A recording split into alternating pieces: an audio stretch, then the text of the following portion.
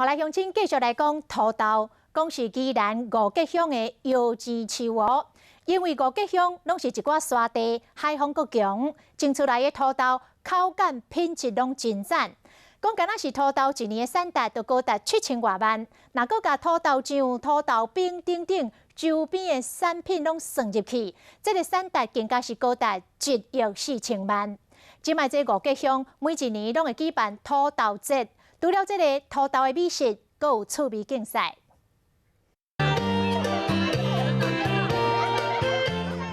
就算现场音乐搁较烦恼，台顶囡仔嘛笑袂出来，用土豆壳夹耳啊，甲嘴唇疼甲一直流目屎。小孩哭得很伤心，应该觉得很特别吧。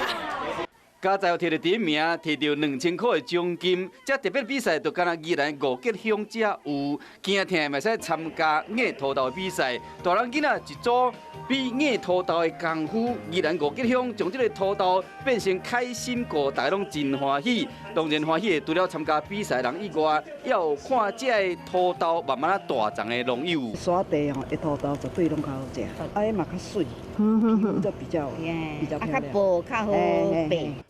外海五结乡沙地较济，阁有海风，都是种土豆上好的条件。这个土豆嘛被叫做沙仁土豆，若用北京语讲有淡薄仔恐怖，也毋过毋免惊。